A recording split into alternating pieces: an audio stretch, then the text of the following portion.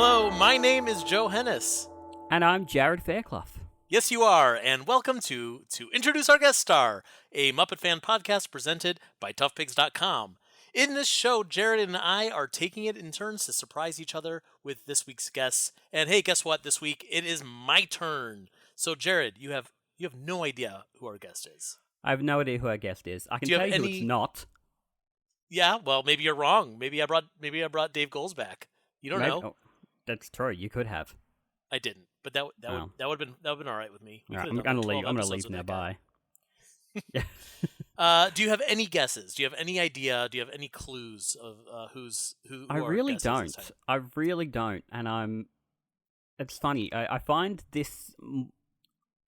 I'm nervous each time we record one of these because I'm just as nervous to bring on, say, Dave Goles, Paul Williams, Emilio Delgado, but I'm just as nervous because I have literally no idea who I'm about to talk to, and people might not realize, but this is genuine. We really don't know who the other one's about to bring on.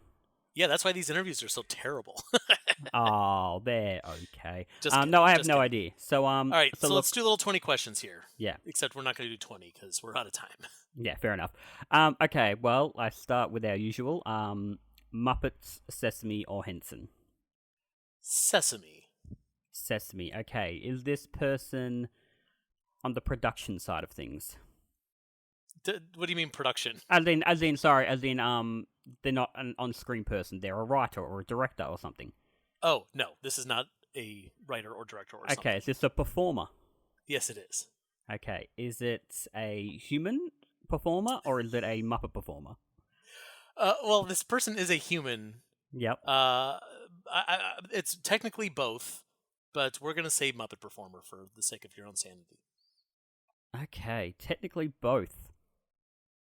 The thing is, you're going to introduce them. I'm going to go, of course that person makes sense. But I have absolutely no idea. So I'm going to guess Jennifer Barnhart. Jarrod, let me tell you. Our guest today is a puppeteer and a performer of key characters in productions like Between the Lions, Johnny and the Sprites, and Avenue Q. She has been a member of the Sesame Street family since 2001, where she currently performs as Gladys the Cow, Granny Bird, and Zoe. Jarrod, you guessed it. We are extremely pleased to introduce our guest star, Jennifer Barnhart. Hi! Wait, How are you? Where's my face? Where is your face? Well, we're looking at your headshot, which is very lovely. Where is it? There it is. There we go. There you are. Hey, Jen. Hi, Jarrod. How are you? I'm very well. How are you? I am well, thank you. And so excited. I'm such a fan of yours. Oh, thank you. Thank you. I was such a big Avenue Q fan. Oh, my goodness. I still am a big Avenue Q fan. So am I. It was a great show to do, and it was a great show to watch in the creation of it. I went and saw the first reading of it at the York Theater way back when they were still pitching for it to be a TV series. And I thought, this is just brilliant, and I hope it goes somewhere. And if it goes somewhere, boy, I hope I'm lucky enough to get to play with these people at some point. And lucky for me, I did. So. Well, you did it for years as well. I did. First of all, let me ask a technical question. How is my audio? I just hooked up this new microphone. It's off to the side, and I don't have enough room in my little closet here to have the microphone be right under. You're right up. The camera's right there, and your microphone's right there, and it's great. So is it a problem if I'm here? Does it sound better if I'm talking here? But that looks weird because I can't make eye contact with people. It's a new setup for me, so this is sort of its maiden voyage, and I'm wondering if you can tell me how it sounds. Jarrod, you're going to be editing this, so what do you think? I am. Can you turn and speak into it again? Yes, I can. Is okay? Yes. And now turn back and speak to me. Hello. Testing 1 2 3. They're pretty similar. Testing 1 2 3. Yeah, I think. Yeah, they're pretty much the same. You're right. Yeah, just talk to us. Yeah. Okay. That's fine. I'd much rather. It's much more conversational and chill and relaxed that way. Yes. So anyway. For sure. That's what this is too. This is just a conversation between friends. I love this. It's wonderful. Yes. That's all it is. I like your setup. It's like you're like in bed. Thank you. Well, yeah, I mean, it's the only thing that will absorb sound. This is a cedar closet. Where my boyfriend and I live in Philadelphia is this great old pre-war building, and it's an honest to God floor to ceiling cedar. The walls are cedar. Everything is cedar in here, which is great, except that it bounces sound like crazy. So I've got furniture blankets. I've got a little pillow fort. If you could see, I can't really maneuver the camera to show you, but I have pillows up above.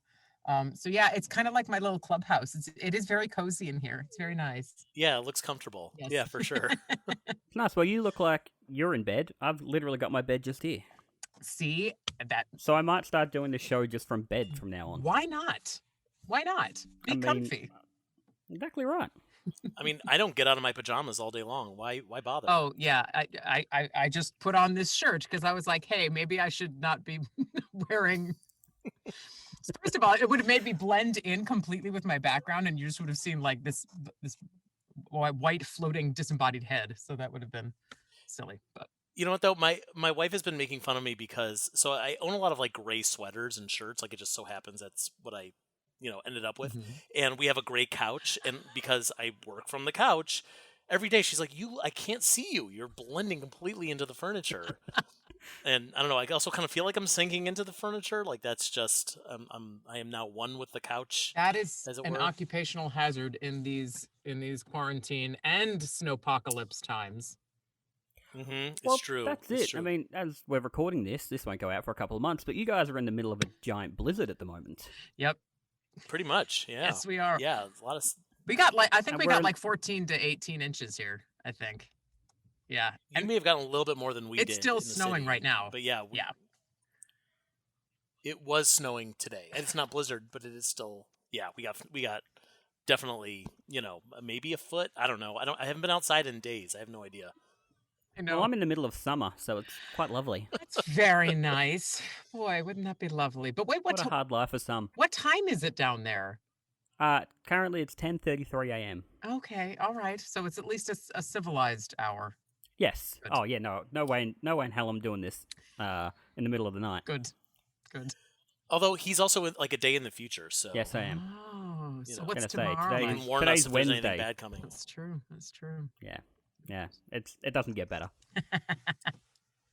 Anyway, thank you for having me on and all that. Of course, it's such a treat whenever we get to talk to you. So thank you for joining us. We have so much that we want to ask you about, like Avenue Q and Sesame Street and Between the Lions and what else. So you the thing that I'm most curious about. I have a lot of thoughts about Sesame Street, but you started in season 32. And like, how did that come about for you? Like what got you through the door into Sesame Street? Well, it's funny because I had been knocking on that door for a couple of years as a puppeteer, but didn't really have any traction. I had an office job and was trying desperately to get work doing any kind of performing, whether it was human or puppeteering. And I had been actually. Oh man, I tried to do so many different things. I did do some live puppet theater in the East Village for the Czechoslovakian American Marionette Theater Company, which incidentally is a theater company that Eric Jacobson worked for way back in the day. We weren't there at the same time, but I was trying desperately to try to get in the door, just to be doing anything like that. And honestly, the way I got to Sesame Street was through working on other shows. So I ended up working on Between the Lions. That was my entree into the world of, oh my gosh, I'm actually doing this like for a living now. This is what I'm doing. And from there, in the sort of work breeds work kind of thing, that opened the door for me to work on Bear in the Big Blue House for a couple of days, just as a background character. And then that led to the Book of Pooh for the Disney Channel, where I was the head puppeteer on Owl for the first season. I had to go back and do Between the Lions at one point. So I had these other shows that were going on, which was great. And what's wonderful is that Sesame had been like, yeah, okay, whatever. We don't know who you are, to wait a minute. Who is this girl? She keeps showing up on other shows. Maybe we should like have her here. So that was how I got to Sesame, which was by getting work doing a lot of other things on other shows. And I was so lucky that I came of age as a performer at a time when there were a bunch of puppet TV projects shooting in New York City, and many of the puppeteers who worked on Sesame Street basically went from show to show to show to show to show, which was grand. I just hadn't cracked that nut yet. So Sesame season 30, what is it? What did you say? Season 30? The wiki says season 32. I don't know if that's accurate. I think it was season 34. It was the, oh, really? Well, I'm not sure. The year, you would know better than I. Isn't it embarrassing? You think I'd know that. Fine. But it was 2002 that I shot it. So yeah, that might be season 32 if they Oh, good. Because it's the production would have been about a year before it was before released. It aired. Yeah. So that means my 20th anniversary is happy anniversary. That's cool. That's exciting. But of course, I spent 13 or 14 seasons as a day player, and then eventually, joined the cast full time when Zoe happened. But yeah, and there were seasons where I don't think I worked a single day. There were seasons where I worked 2 or 3 weeks. There were seasons where I worked a day, and then there were 1 or 2 seasons where I didn't work at all. So I think that's one of those things that's one of those misconceptions about puppeteers on Sesame Street is that it's like, well, that's Sesame Street. You're on the show. That's just your job, and that's the only thing that you do. And it's like it couldn't be further from the truth. Yeah. Oh, yeah. Yeah. And even when you do get to be on the show more regularly or full time, as you know, we only shoot 6 to 8 weeks out of the year. So there's the rest of your year you got to fill. So we all do a bunch of different things. No, I've said this many times, but I'm so glad I never got bitten by the performing bug. That like I'm not an actor, I'm not a puppeteer. I don't have to go through that. Like, well, I'm working today, but I don't know how I'm going to eat tomorrow. Yep. And or even like I got this great big job that's going to last me for the next 6 months, but I also have to be worrying now about what I'm doing 7 months from now. That just sounds like a nightmare. It's a lot. It's a lot. And there, I have jokingly said for 20 plus years now, I really should figure out what else I can do if this puppet thing doesn't work out. I still say that 22 years into doing it. And there was a period of time, there was a period of time, it was a real dry spell right before I got priced out of my apartment in Brooklyn, had to leave the city. Avenue Q had ended for me. So and the work was dry. And I remembered saying to my accountant, and he's an accountant who does a lot with performers and artists. And I said, I was thinking of maybe getting some training in a different field. And without looking up from his computer, he went, let me guess, yoga instructor or massage therapist. And I stopped and he went, which one was it? I said, massage therapist. He went, yeah, okay. Let me just tell you, you think it's going to give you what you want. You think it's going to give you security. You think it's going to give you control over your schedule. You think it's going to give you, it's not going to give you benefits. That's for sure. You're going to end up putting yourself about $10,000 in debt getting training in this new field. It's not going to give you what you want. Take my advice. Take what you already know how to do and apply it in a different way. I don't know. Try teaching. Why do you people do this to me? He actually said, why do you people do this to me? I was like, well, okay, that's honest. But fortunately, it's true. There have been a few times that I have almost been plucked out of doing what I have been doing and had to figure out something else. And both times I was snatched back right from the brink of going, I got to come up with another plan. So. Well, thank goodness for that. I think so too. And thank you. Thank you for saying that. That's very kind. So you finally get on Sesame Street. Mm-hmm. What do you remember from that first day? Wow, I remember many things. I was terrified because my first day was I did an episode as Grandma Snuffleupagus. And it was... That was your first day as you did a Snuffleupagus? Yep. Because that's intense, right? No right-handing, no background AMs. Nope. You're in Snuffy. I think I'm one of two women ever to have been in there because I'm a tall, strapping lass, which is good. And I remembered Marty. I had met Marty on a handful of occasions prior to that. We'd actually worked together on Between the Lions. He played Cleo's dad on an episode of Between the Lions, which is very, very sweet. And our paths had crossed through the O'Neill and various other ways. But so he was very, very kind. And I remember him hefting the hat because, of course, it was just Snuffy. But then they were going to dress her up with a wig and a hat and a shawl and whatever to make her look like Grandma Snubble, I guess.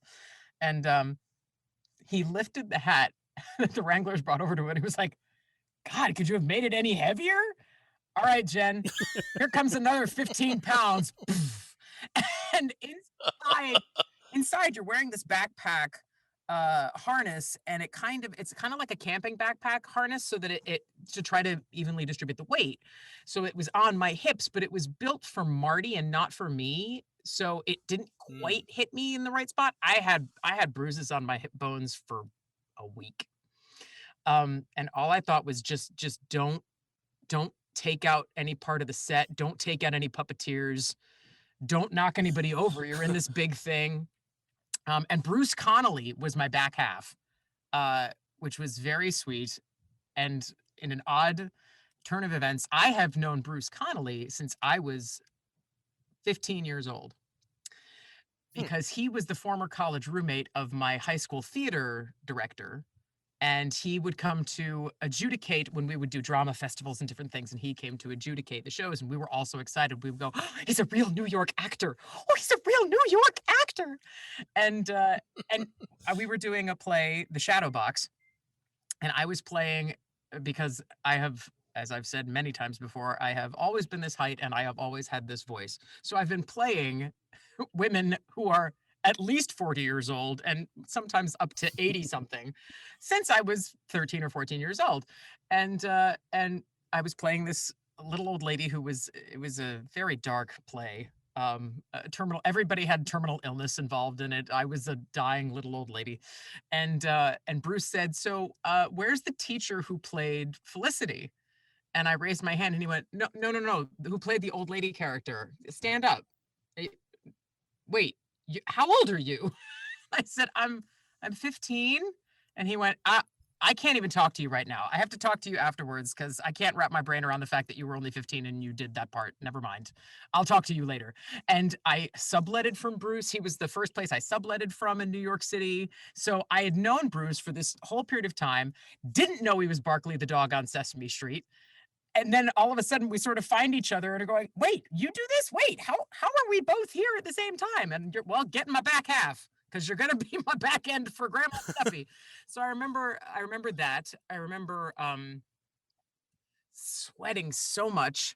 I remember when at the end of the day, I kind of tripped when I was getting out. It was great. Nothing happened. I didn't do anything bad when I was in the puppet, but getting out, I sort of tripped and stumbled out. And it must have looked for all the world like Snuffy'd had a cesarean and this tall, red-faced blonde woman who was just drenched in sweat spilled out and onto the floor. It had to have been it was traumatizing to experience. I can't even imagine what it was like to witness it, but it was a lot. And I do remember, this is a memory I was just thinking about lately. I had finished the day. I'd said my thank yous to everybody. I was like, okay, I made it through the day. This is great.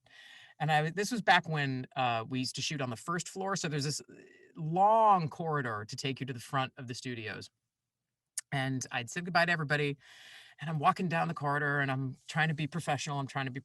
And as soon as I got to the end of the hallway, the gravity of what had happened hit me, and I just started jumping up and down like a child and sort of squealing, going, oh my God, I did it.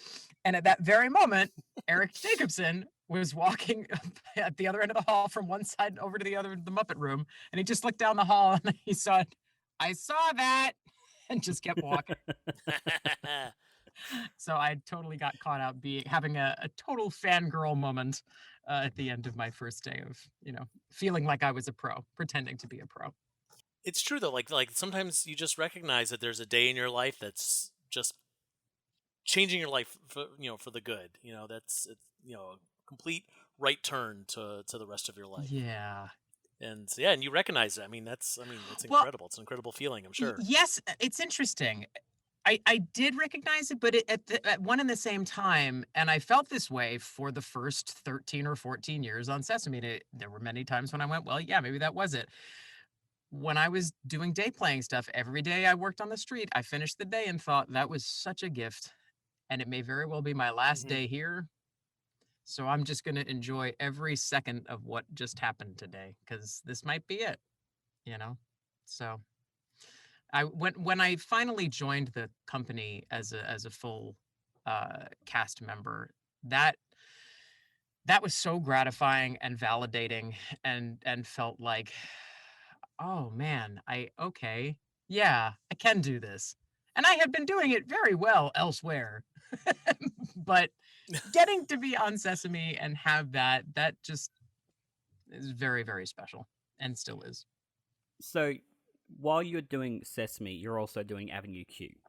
And like you said, you did Avenue Q for years. So what's it like then to be on Sesame Street during the day and then at nighttime go to what was essentially a parody of what you've been working on all day? It was pretty fun. It was great getting to play both sides of that spectrum. I actually, it was pretty great. I don't know any other way to just say it, but it was because, as we do, and as I'm sure you know, when it's between takes, you sort of blow off steam, and that's when the sort of snarkier side of the characters get to come out and play, and to be able to do that at nighttime without having to hold back about it was very liberating and great fun to do. I'm curious, as you were, these decisions were probably made before you joined Avenue Q, since there was so much workshopping going on. But I remember seeing it for the first time, which I have to brag, I was there opening night on Broadway, which was super exciting. I was in probably the second to last seat up in the balcony, so I could barely see anything, but I was there. But I'm curious, the role that you played, you had a couple of speaking characters, but Stephanie D'Abruzzo's line, she had so many different characters that could have gone to you, or really, I guess it's really just the two of you were the female puppeteers. So I was curious why those weren't split a little bit more evenly, or was it always kind of the plan? Well, Stephanie can probably speak to that better than I can, again, because those decisions were made before I auditioned for the original off-Broadway run. But I do think that part of it was money, because it saved them money. At the time, they only had because I was covering Stephanie's track, then they only had to hire one other female performer to cover my track and Stephanie's track. So they saved money. And I remember one time at a talk back with some high school kids where they were asking questions about something, and Stephanie said, well, because it saved money, and the kids laughed, and I said, no, seriously, anytime you have a question about why something may or may not have happened in an artistic vein, if it could be answered by it was either to make or save money, chances are that was probably one of the reasons, and probably a pretty influential one of the reasons. Right. So, but I was lucky because I covered Stephanie, I got to play all of the parts. When I was doing my own track, I had my hand in every single character with the exception of the newcomer, the one who sings the BA in English reprise at the end of the show. But I got to have my hand in every other character. Well, that's it. You're all over that show right-handing, especially for Trekkie and Nikki and stuff like that. One thing that, because I watched I've got a bootleg of it somewhere from the original cast. Jarrod. I know, I'm sorry. How dare you? But one thing I've noticed is because obviously, say Nikki, right? So Rick's doing Nikki and he's acting along. One thing I found really interesting is watching your face during it as well, because you're quite often making the same facial expressions or emoting those same sort of feelings that Nikki or Trekkie or whoever is doing. Was that so that it flowed easier? Was that just something you were doing without thinking about it? Now, this is a very interesting question, and there is a genesis to it. I remembered asking when I was first joining the company and first day of rehearsals, I remembered asking the director and the puppeteers, I said, so what are we doing? Are we doing this or are we doing this? Because if I'm, of course, this is a radio podcast, so as I'm puppeteering, am I looking? So I think it was this and not this. It was one of these guys, right. But not this up over there. Yeah. So my question was, as I'm puppeteering, am I looking out at the audience or am I looking at the character? Because if I'm looking at the character, I'm sort of forcing the audience to look at the character as well. But if I'm looking out at the house and the puppet is looking out at the house, where's the audience supposed to look? And the answer was, well, that's kind of the point. We actually want it to be open. We want it to be a truly shared performance so that the audience gets to kind of choose where they clue in. And because the puppets themselves don't have facial features, they don't have meckies, they don't have eyebrows that raise or anything, a lot of the sort of subtle interprety cues as to what a character was going on could be translated on the performer's face. Rick Lyon always had a really great way of describing it. He said, watching the first 5 minutes of Avenue Q is very much like watching the first 5 minutes of a foreign film with subtitles. At first, you're very aware of your focus going down to read the lines and then look back at the action that's happening on screen. And then you eventually get used to the convention and it all just becomes part of the storytelling. So there was that aspect to it.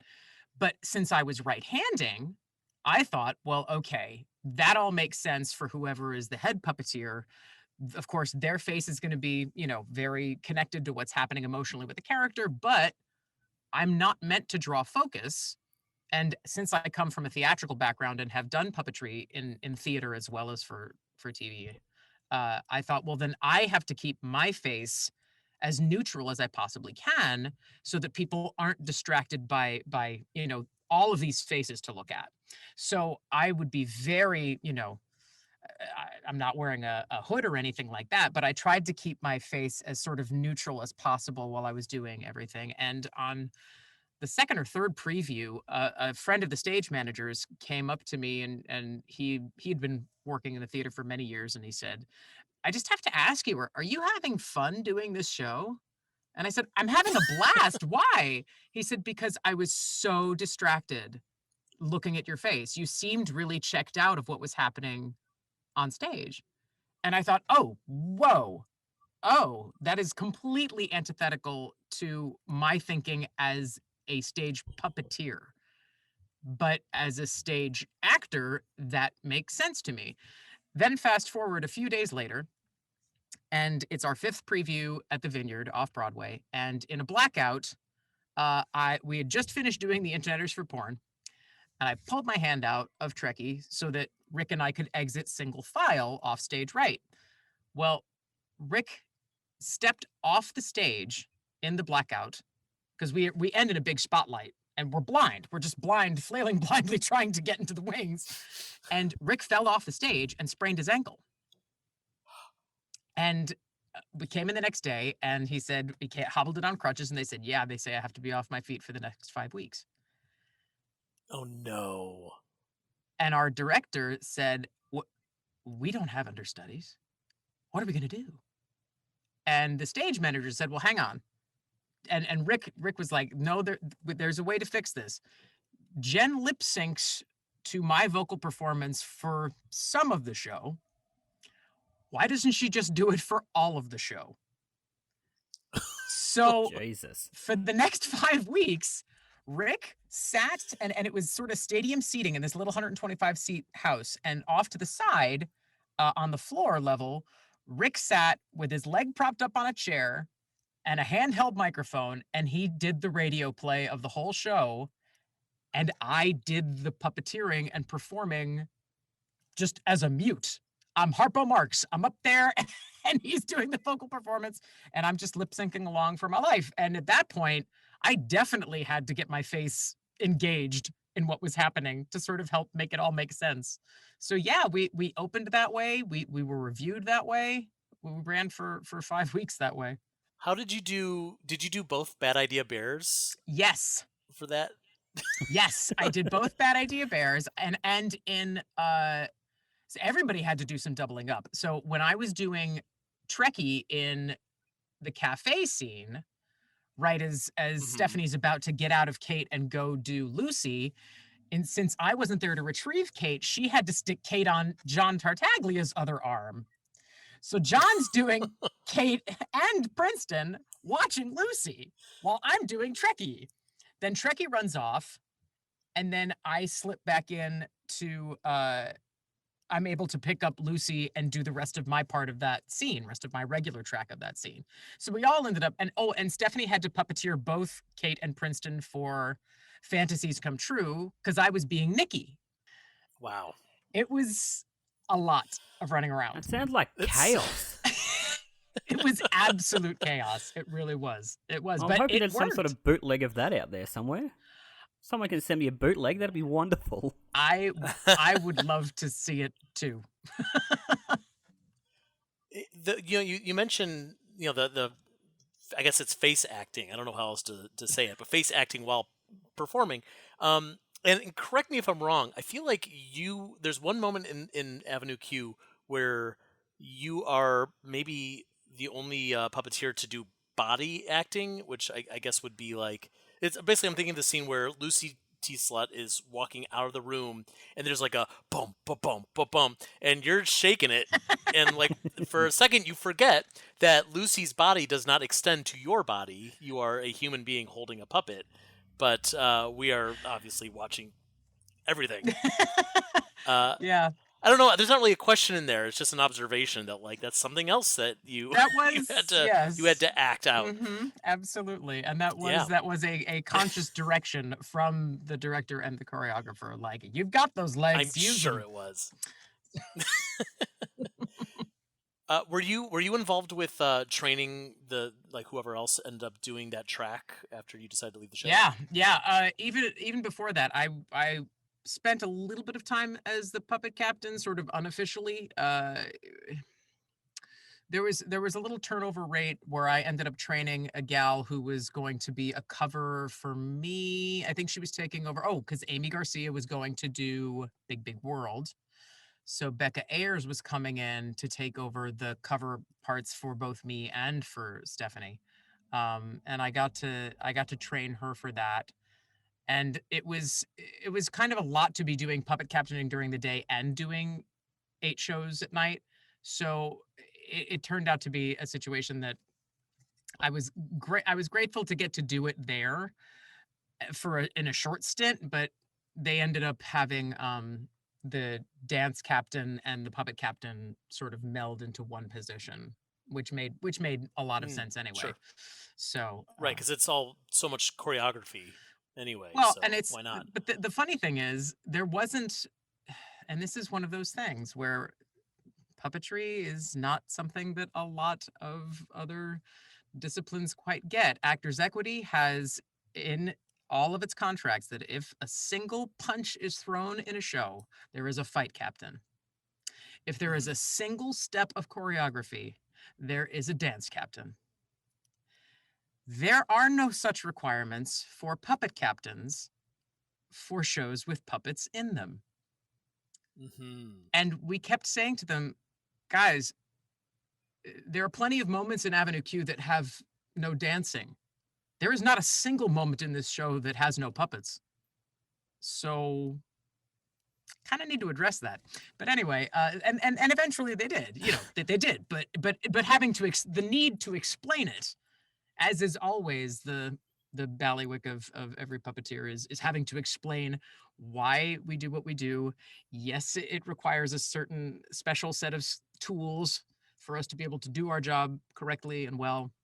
I did end up at one point, actually, the one thing that was very educational for the performers, because also I did step in and do a bit of puppet captaining later on in the run, where many of the people who had come into the show were not puppeteers. They'd had no experience with puppetry prior to doing the show.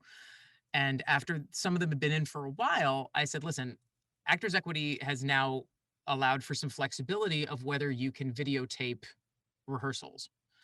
I would really love to do a run of the show and videotape it and sit down with the puppeteers with a big old TV and just talk about what's happening.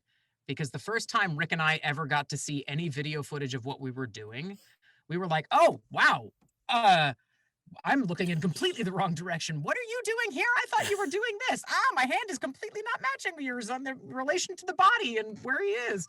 So, I mean, it's such an essential tool for a TV puppeteer. We couldn't do our job without seeing what we do. So that doing it on stage and having to play to multiple points of view, that's the other tricky thing, is that for television, you're playing to a single point of view. You're playing to the camera. That's all you have to worry about.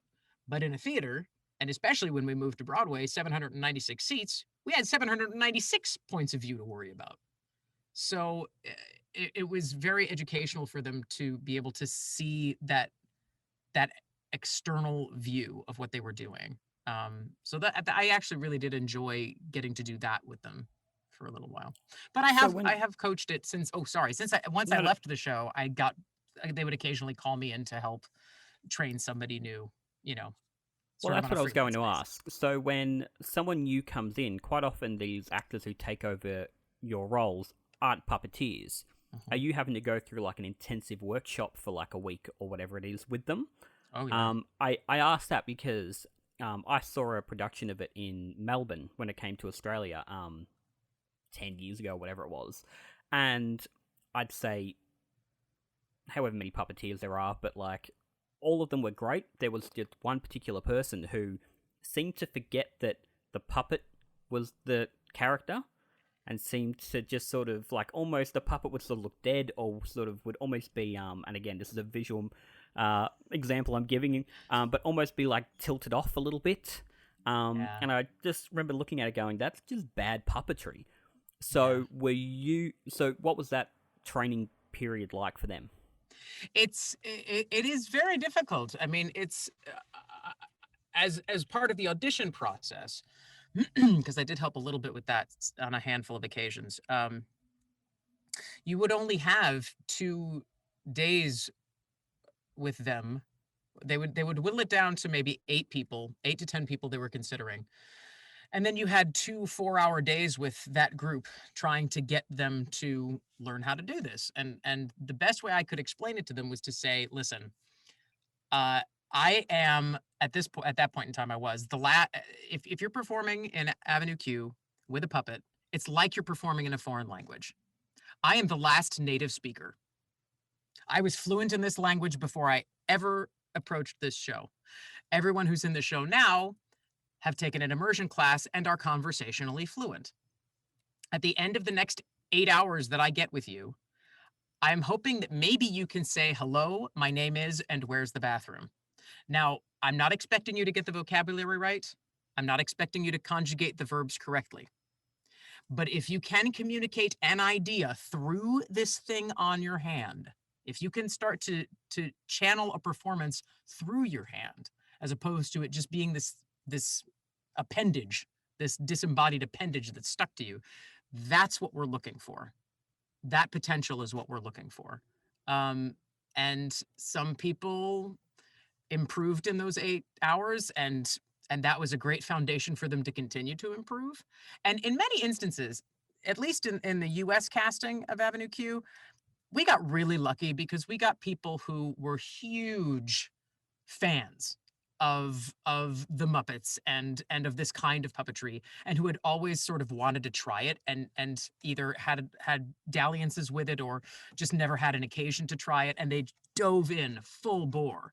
And that, I would say that was probably about 80% of the casting that happened.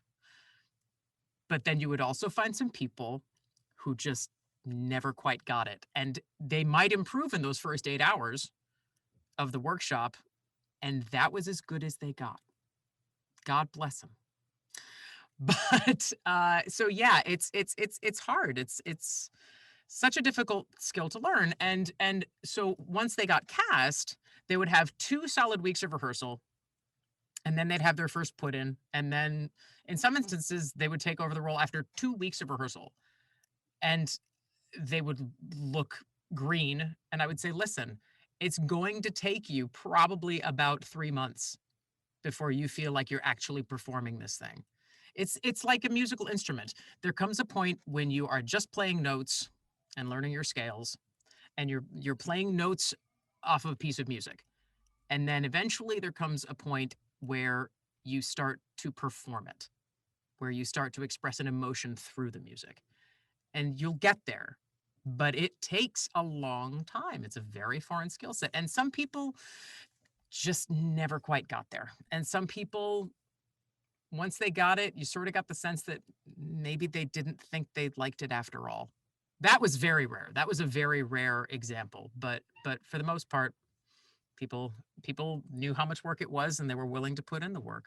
Howie Michael Smith, who was a lovely fellow, he was one of the earlier replacements, and one of the earlier understudy replacements.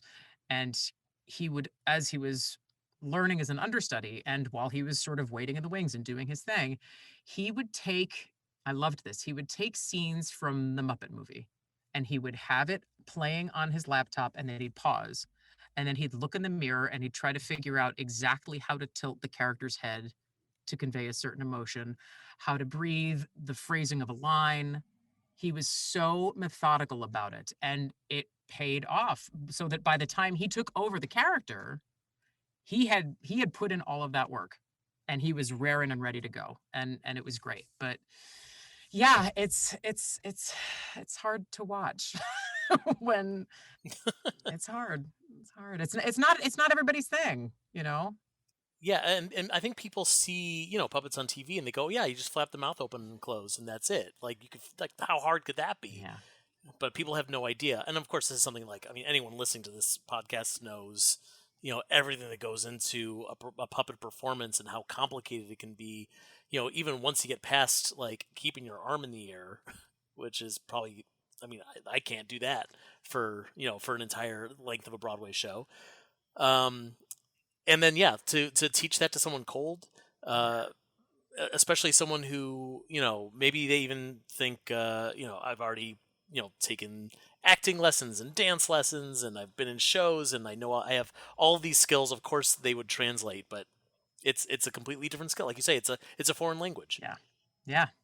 So then you leave the show. Whenabouts did you leave the show? Well, I stayed with the show for the entire run that it was on Broadway. So from 2003 to September of 2009, I was with the show all those years, and so grateful and happy to be so. When they announced we were closing, I had already taken another gig.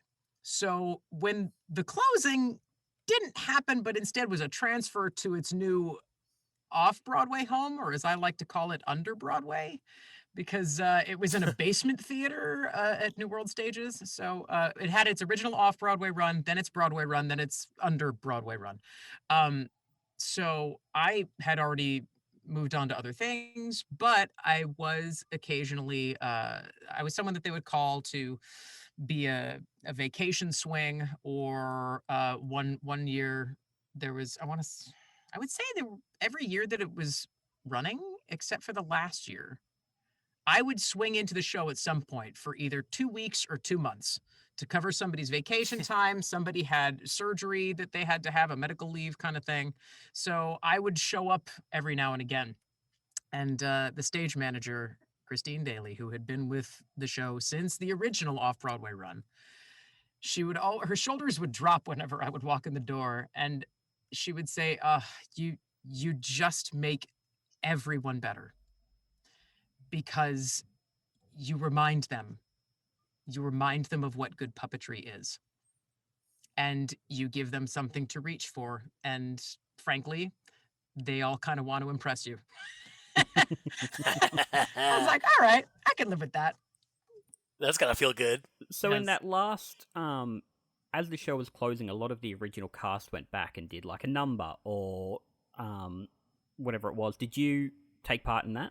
Yeah, I got to do it twice. I got to do it as just me, and I went and did special on one of the performances, and Rick and I got to do uh, If You Were Gay. Into Did we get to do part of the next scene? No, I think it might have just been If You Were Gay, and it was astonishing that we had to hold for 2 minutes because the audience would not stop screaming and would not stop clapping. And it's very moving when I stop and think about it again. But just the amount of love for that show and for those characters, it's mind blowing. That was that changed my life. Avenue Q changed my life in so many ways that I could never have foreseen. And that getting to touch base with that one last time was very, very special. And actually, now that I think about it, it wasn't for the closing. It wasn't for the closing. It was for the 15th anniversary. During the 15th anniversary, they did that. So we didn't know that there was an end in sight. At that point in time, it was like, well, this show could run forever. It's got a pretty low overhead and they're still selling pretty well. But that was what we thought anyway. That's what did we know? But it was really, really powerful to get to be a part of that and to be part of this thing that took on a life of its own and is so much bigger than any of us, and to release ownership of the characters. I remember the first couple of times that I had seen somebody who wasn't John playing Rod, I thought, well, that's not my Rod. That's a different Rod, but it feels funny. It feels weird. But because there was so much of a turnover, what's kind of great is that the essence of the character remains the same, but then gets all of these other energies that shape and develop and deepen it further. A little bit like Doctor Who, I would think. Everybody goes, who's your doctor? David Tennant, that's me. Doctor, he's the 10th Doctor, he's mine. So everybody has their, who was your Kate Monster? Who was your Rod? Who was, and it's wonderful that these characters have had such an impact on people.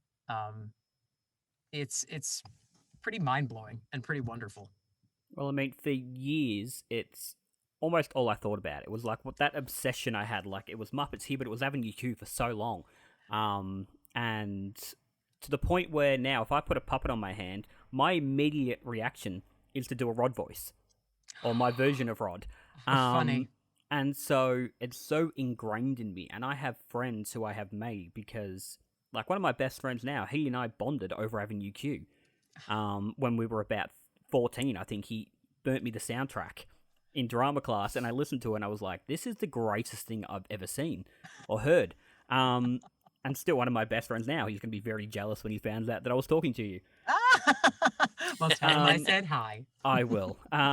So, yeah, I guess just thank you for that, because it really was and still is a very important part of my life, even though I never actually have done the show. And you know what? None of us ever tires of hearing that. Occasionally there is that shocking moment of, I'm sorry, you were how old? Oh, okay. Let me get my Jarrod. But hearing what an impact it made for so many people, and that it was one of the comments that people had said early on in the run that let me know that we really had something on our hands. And it was something that I knew because this was not a foreign world to me. But people would say, okay, I came to your show expecting to laugh, but I did not expect to be moved. Yeah. And that's a pretty wonderful tribute to the writing as well as to the characters and the music. And I mean, it was just a perfect, but having said that, it had its birthing pains. I mean, the opening night gift that the book writer, Jeff Whitty, gave us was all of the material that had been cut from the show. And it was 126 pages. Wow. There was a lot that didn't make it. And you thumb through it and you go, ooh, yeah, I see maybe why. Or, oh, that was kind of funny. It just didn't help the narrative.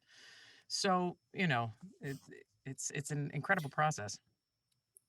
Well, and I think it'd be so easy to just do like a blue version of Sesame Street. It would be so easy to just like fill it full of like gross jokes, sex jokes, like the worst things you could possibly imagine, and people would probably go see it. People would probably be interested in something like that. I'm personally not. Yeah. And so, to see like, yes, it's an adult version of Sesame Street. Yes, there's sex. Yes, there's some adult themes, but it's not really about that. That's kind of just the color that's added to this world to set it apart from Sesame Street. Yeah.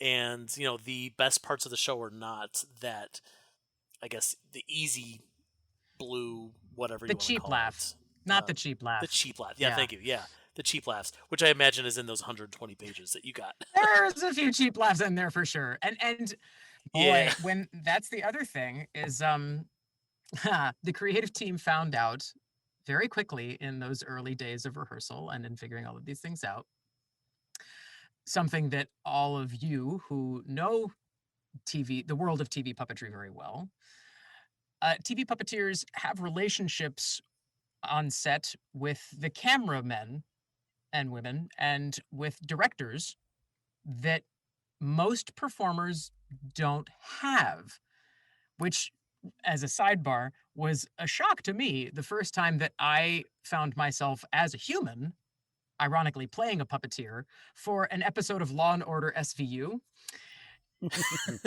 And I walked onto the set and I went over to introduce myself to the camera guys. And they got their crossword puzzles and they're looking at me like, okay, whatever, sweetheart.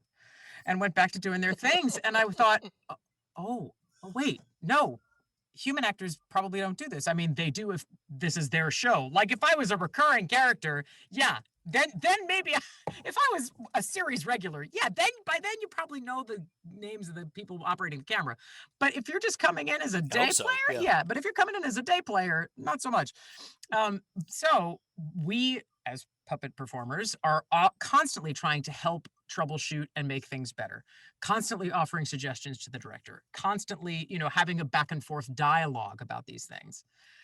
And I think it was a surprise to the creative team of Avenue Q to discover that they had puppeteers on their hands who were very, very outspoken about how we felt about things and about the characters and about what would and wouldn't come out of their mouths and, things that we're used to doing in this other world that didn't necessarily translate into this world.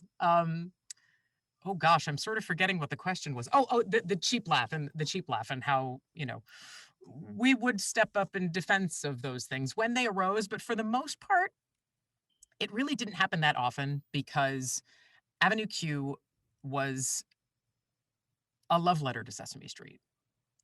The creators were all huge fans, and there was such respect for it and such love for it. And I think that, and I think that spirit of innocence, which Princeton kind of captures, that's his thing.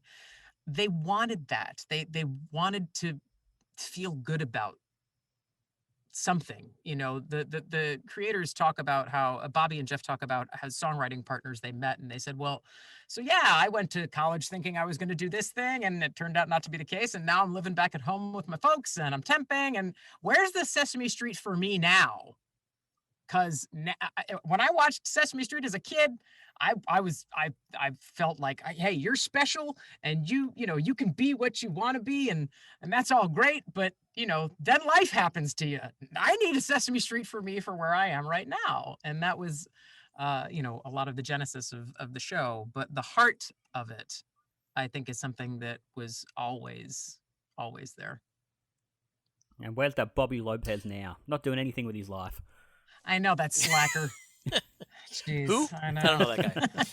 Sorry. Just let it go. You were talking earlier about characters changing performers and how and that sort of thing.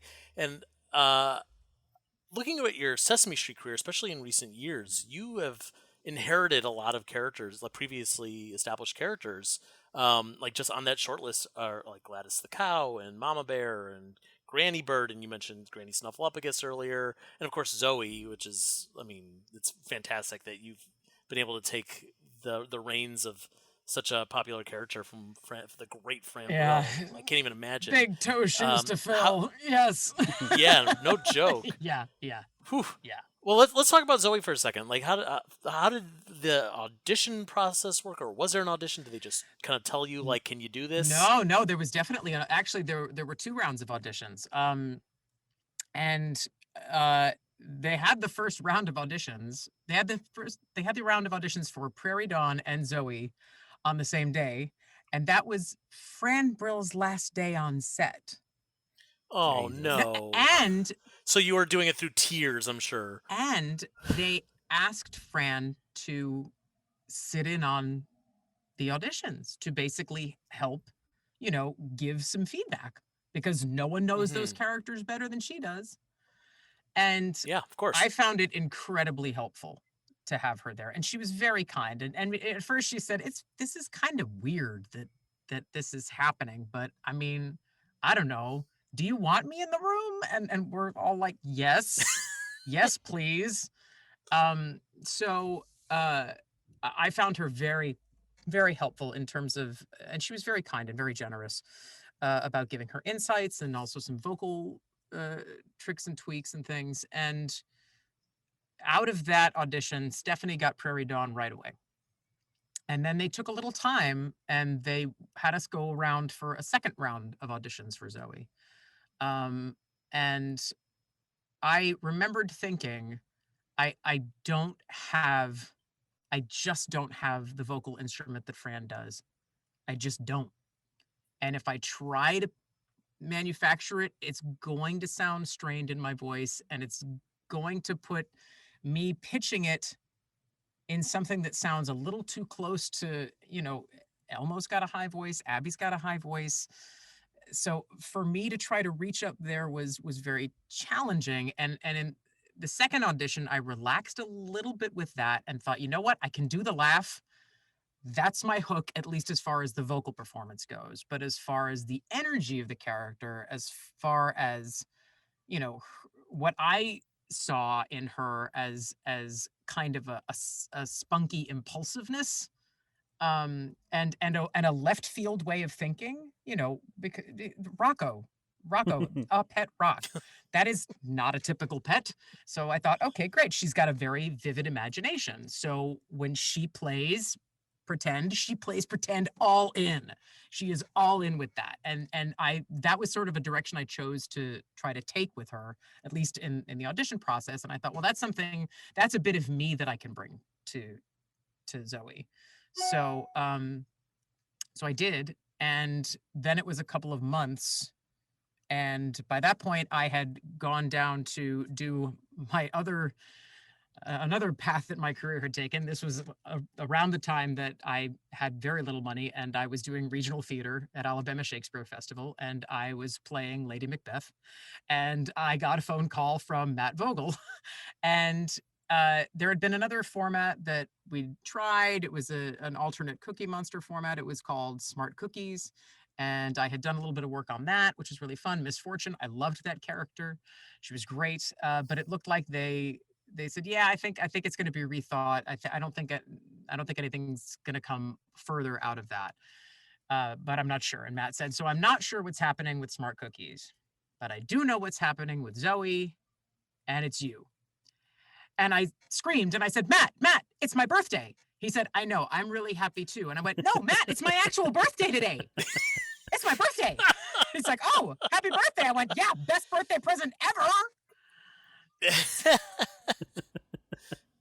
So that was my journey to I love Zoe. that. Yes. Excellent.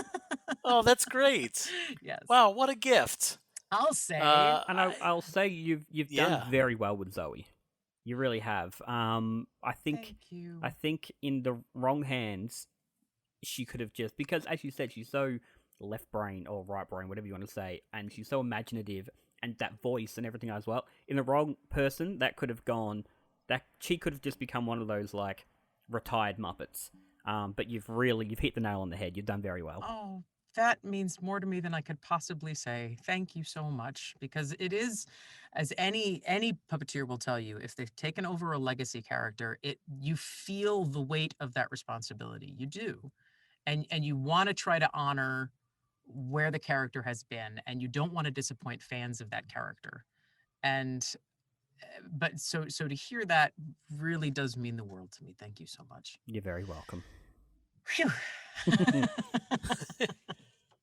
I'm curious about another character that you've been playing for the last year or two. You are new cast member Charli's mom. Yes, I'm a human. So you get to be a human on Sesame Street, which is, I mean, it's rare that the show adds a new human. Charli is the first new human actor. Ooh, that's a weird combination of words. A lot. In years. Yeah. And so when Charli's mom needs to be on screen, there you are. Yeah. So like, how did that come about? That was a great set of happenstance. So we were shooting one of the first HBO specials on location in the summer. It was the Follow That Wand special. Get that wand. The wand chase or something, whatever it was. The magical wand chase. Oh, good Lord. Get That Wand may have been an earlier title that you and I know and nobody else does. Possibly. Anyway, that one, the very first one. And in the scene, or in the show, there's a scene where this bird who has taken the wand flies down and snatches a little girl's toy elephant. And then the toy elephant gets turned into a big Muppet elephant, and it's, madness ensues. And they had cast Carolyn Volpe, who does a lot of the child casting. She had cast Violet, the young lady who plays Charli, as this little girl. And they needed somebody to be holding her hand and being her mom. So they said, "Hey, Jen, you're gonna be this kid's mom." I was like, "Oh, great." So I was all excited. What am I going to wear? All of this. And of course, all it is my hand holding hers. You see my hand and my thigh, and that's it. And I was like, "Oh, okay, whatever." But so we got to spend a few hours together, me and Violet, and we just hit it off. She's such a great kid. We had such a good time together. And at one point, Carolyn looked at me and looked at Violet and said, "You actually look like you could be her mom. Like, she said, if I may say so, this is good casting." And I was like, "Oh, yeah, well, that's kind of fun." And then lo and behold, Violet is on the short list for the new human child. And Carolyn had said to me, she said, "Violet's on the short list." I said, "Oh." I said, "Interesting. Does she need a mom?" I mean, I'm guessing she might. And she said, "Yeah, I might plant some seeds as far as that goes." I said, "Well, hey, if you hear of any auditions that are happening, just let me know." And what's great is I got to, with Zoe, and also by this point, Violet had been on the show as a human extra, as a child extra. They just kept bringing her back because she's such a great kid. So she was being an extra in other scenes and everything. And every time she would come, we would play together. She's a ballet dancer, so she has always loved Zoe. I sent video greetings with Zoe for her birthday, that kind of thing. We just had this really nice Zoe-Violet relationship. And so Carolyn said, "We're going to do this thing. It's going to Violet, but she doesn't know it. She's coming to the studio here, to 3A, the little studio that we shoot in at the Sesame Workshop offices." She said, "She's coming in. They think it's for one more callback, but we're going to tell her on camera." She said, "And actually, I think Zoe should tell her." And I went, "Oh my God, really? Really? Can I do that? That would be incredible." So she comes in, and what's great is this is just who Violet is. Any other kid walking into a set with the Muppet characters, having been called in, being told it's another callback, would go, "Oh, okay, so this is part of the callback. Okay, where's my mark? Oh, I guess I'd better, what's going on? What's the scene? And she was just so happy to see her friends. She was so happy to see her character friends that she adored. And And so she was on camera with Zoe. And what's so weird is that we were shooting a Halloween thing. So Zoe is dressed like the Bride of Frankenstein. She's got this giant black and white striped wig. And Violet came in to just chat with her friends, the characters, because again, that is just the kind of kid she is. She had, I want to say she was 7, and for her birthday, she just wanted to go to Sesame Place. And she said, I know I'm way too old for Sesame Place, but I don't care. It's my favorite place on earth. So I'd like to go every year. So she did. But I had Zoe, come close to her, and they had cameras rolling on this whole thing while it happened. I haven't seen it. I would love to see it at some point. But so Zoe was talking to Violet and said that she was sorry that she hadn't been able to give Violet a birthday greeting, because I had been doing that with Zoe for a couple of years by this point, because her birthday had just happened. But Zoe said, I'm sorry, I wasn't able to do that. But she said, I do have a pretty good birthday present for you as a belated birthday present. And that birthday present is that you're going to be our new neighbor on Sesame Street. And Violet couldn't believe it. She thought she wasn't sure what she was hearing. She didn't believe what she was hearing. And then all the other characters came over and said, yes, welcome to the neighborhood. Yes, yes. And started hugging her. And she started trembling and she started crying. And she was so happy, and she couldn't speak. She just could not speak. It was such a wonderful moment. And I felt like, I'm so glad I got to be part of this moment. And I kept waiting to sort of hear if maybe they might have auditions to have somebody be Charli's mom. And then at one point they just said, so yeah, hey Jen, you're going to be Charli's mom then. and I was like, what? And again, in the moment, I was like, oh, that's incredible. And Carolyn said, yes, I was hoping that would happen. And I was campaigning for it. I said, thank you so much. I really appreciate it. And then I remembered back to that thing that I'd said early on when we said, if you ever have a question about why a creative decision was made, and if one of the potential answers is to save money, that could possibly be a motivating factor. And since I was already a seasoned player on Sesame Street, it did save them a salary of hiring somebody else. Of course. But, and so I thought, you know what? Okay, that's fine. Hey, I'm okay with that. I can accept that.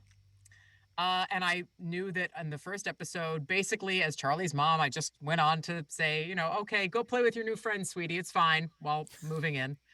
And I thought, okay, so this is really more of a function than a character. And again, I am okay with this. I am totally okay with this. And then fast forward later in that same season, there was a 4th of July episode, and it was a big potluck picnic that everybody was bringing a dish, and everybody was there for the fireworks and everything. And Charli, the character of Charli, was there. And so I walked on to the set, and Marty said, oh, hey, are you Charli's mom today? And I went, no, actually, I'm Zoe in one of the big crowd scenes. And he went, why? It's a family holiday. Where the heck is Charli's mom? Why isn't she with Charli? And I was like, oh, you raise a good point. And so I ran over to the producers and I said, hey, do we miss Charli's mom in this? Because it is a summer holiday. Where would she be? And what was great is Brian Hemisath, costume designer, was walking by at that moment, looked at me, and he said, well, that's a cute top. Your camera ready as far as I'm concerned. I was like, oh, okay. And they said, yeah, go throw some hair and makeup on. So they put me through hair and makeup. And Shannon Flynn was directing the episode. And she said, oh, okay, great. Oh, yeah, so you're Charli's mom? Oh, of course, that's great. Wonderful. Okay, so you're going to step down the stairs. You're going to come down the stairs singing these lines. And then you're going to pick up this thing and you're going to do this thing. And I'm like, wait. Now I'm singing? What's the song? I don't know the song. Can somebody sing it? Hum me, Paul Rudolph, can you hum me a few bars? What's happening? So all of a sudden, I'm singing a song. And I'm doing a thing. And I went, oh, this is more than just a function. This is a relationship starting. This is a happening thing. And I've gotten to do another episode that I don't know if I can talk about yet, because I don't know where it is in the world of having been filmed or not, or what happens in it, but I have seen and scenes and lines and things, and so it's a recurring character, so it's like a real thing now. That's great. So Jen, this has been an Yes. amazing opportunity to get to talk to you about all like Avenue Q and Sesame Street and all these amazing things. We could talk to you for hours, but this podcast does have to end at some point. And I feel the same way. But I feel the same way. If you ever want to do a part 2, I'll be glad to. Done. Excellent. We're going to take you up on that. But we have a series of questions that we ask our guests at the end of every episode. Jarrod and I have different questions that we ask.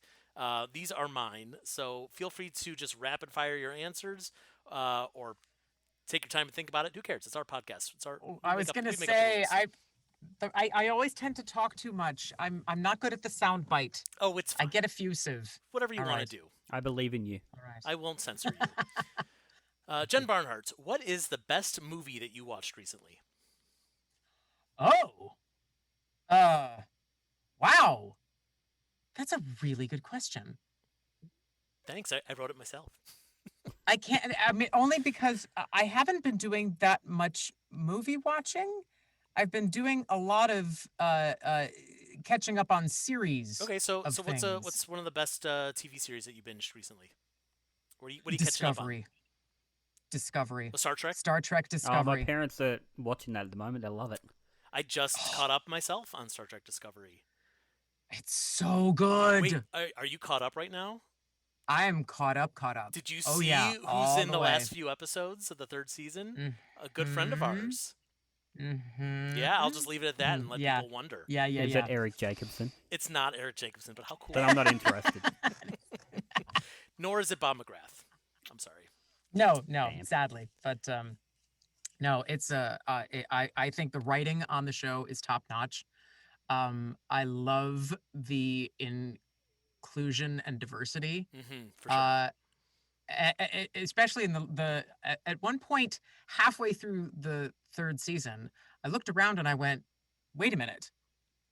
The only white man is Anthony Rapp, and he's not even straight. That's right. Wait a minute. This just happened. Yeah. And it's wonderful. It's wonderful. It's and there's so many good, like there's trans characters. There's a character they just introduced who's in a wheelchair. And then there's of course like all the metaphors of the characters who have like, you know, the woman who's got the implant on the side of her head and yes. Yeah, Mm-hmm. I completely agree. The representation is fantastic on that show. It really is. And just the writing, the ensemble work, the world building, it's just so good. Completely agree. Yeah. And it actually makes me want to go back and start all over and ramp up into it again. Have you watched sort of the short backtrack treks into it. that go between seasons? I just started that for the first time. Those are my favorite Star Trek things since the 90s. Like those are just perfect. They're delicious. They're just so good. Yeah. So that's a good segue to our next question. Which would you rather? Would you rather travel 20 years into the past or 20 years into the future? Wow, that is a really good question. I'm stumping you. You're very, very good at this. The good thing about this is that I would have said, even as recently as a year or two ago, 20 years in the past, so that I can warn myself about some choices that I made in my life that may not have been the best. But now, but that's only in a very sort of personal journey. As far as 20 years in the future is concerned, man, it would be fascinating, but I'm also a little daunted by what might happen 20 years in the future. I occasionally have apocalyptic nightmares of climate change and, will there be water? Well, we'll find out one way or another. We'll find out one way or another, but we'll do a 20 years later catch up after this podcast. I guess so. And actually, the other thing I should ask is, do I get to be the same age I am now? I don't know. Sure. Whatever your rules, whatever you like. Interesting. Well, Yeah, actually, maybe in that case, I would want to go 20 years into the future and see if maybe I can help change some things. Sure. Or I would need to go back into the past to change things. Oh, never mind. Or we could just split the difference and we could stay here. Timey-wimey. Let's stay here. Timey-wimey. It makes my head hurt. All the loopings. This is an easier question for you. Is a hot dog a sandwich? No. I mean, it is technically between. It's in that little slitty bun. If it had a layer and then a thing and then a layer on top of it, then it's a sandwich. So but it's a bun with a thing stuffed in the middle of it. If you chop the bun completely, and then put it, then is it a sandwich? Yeah. As far as I'm concerned, sure. Sure. Quickly, we're asking the big questions on this podcast. This is ridiculous. Of course a hot dog is a sandwich. What am I thinking? I'm sitting here listening to myself say these things and go, what are you thinking? Well, because by that same definition, then a lobster roll would technically not be a sandwich either. Right, and that's a sandwich. Because a lobster roll is the same thing, but that clearly a lobster roll is a sandwich. Yeah. Maybe it's just because a hot dog isn't really food. It's just chemicals. Right. The real question is a hot dog food? Chemicals. Yeah. Yes. Tasty chemicals. Quickly, what is the most obscure Muppet you can think of? Oh. Just like off the top of your head. I can't. One of the Coos Banes. Good. That's a good answer. It's lame. All right. Okay. So in every episode, we ask our current guest to write a question for our next guest without knowing who it is. Last week, we interviewed Dave Goles, and he wanted us to ask you, were you ever arrested? Wow. No. And I'm not sure if I'm happy or sad about that. You're a little goody two-shoes, huh? Never been arrested? Me neither. I don't know why I said that. What am I gonna say? Well, now, would there be grounds for arresting? Now that's a different matter. I mean, were you arrested implies that you got caught. That's true. So you're just really good at whatever it is that you do. Apparently. Yeah. I think the only thing I probably could have gotten arrested for involved the disappearance of a stop sign. And even that's not really arresting. That probably would just involve a ticket. Yeah, you pay a big fine. There was force involved. There was force involved though. It wasn't like I climbed up there with a screwdriver and undid the thing. I took out a stop sign. Nice. With my car. Oh. And I almost sent it hurling through a plate glass window. You made that stop sign go, right?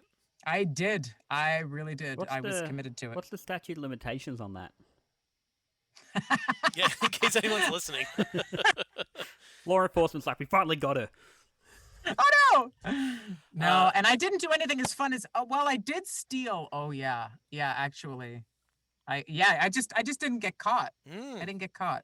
That's really what it is. Wow. Yeah. Do you feel bad I stole about a wall decoration. No, I stole a wall decoration from the Rite Aid on 8th Avenue and 51st Street because I was wrapping a present for my Secret Santa at Avenue Q and I didn't have a bow and I didn't want to buy a whole package of bows just to put a bow on the present.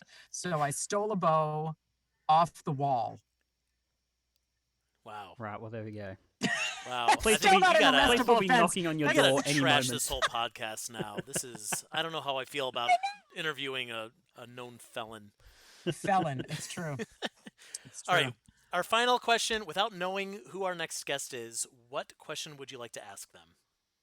Wow. Whew. It could be something deep. It could be something stupid. We've had a myriad. array. Yeah. Yeah.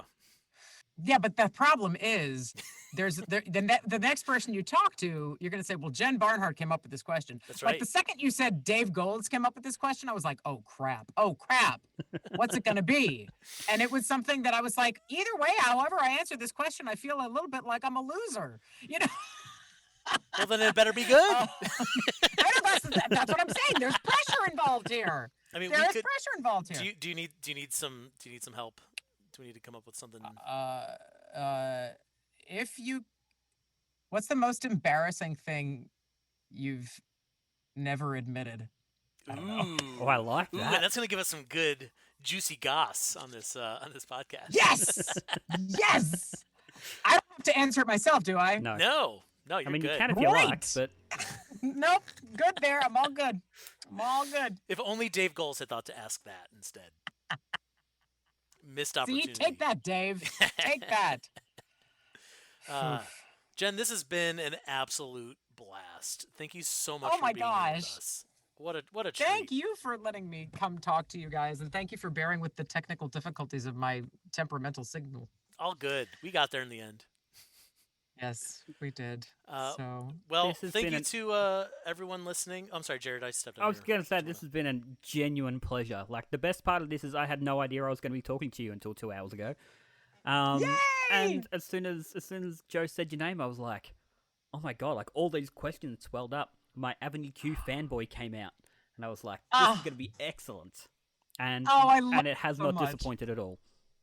I am so glad. See, and here I was thinking that it was truly a surprise in the sense of, oh my gosh, I'm going to have to try to figure out how to take my headshot off of that still frame, and I'm going to just have to put question marks where my name would be on the Zoom chat, and that we would find out in the moment of the podcast. All right, who have you got for me today, Joe? And then, boom. We considered doing it that way, and we realized it would be really difficult. It was so really we're hard like, to do. We'll just do it all in a pre-show. Maybe season 2. We'll give it a go. But really, and this is a little peek behind the curtains for people listening. I didn't find out until probably about a minute before you joined the Zoom chat. So it really is pretty quick. We timed it well. Yeah, no prep time. That's wonderful. Yeah. Oh, that's wonderful. Well, it just felt like spontaneous, and it was fun, and talking to old and new friends. So I'm very, very grateful. Thank you very much.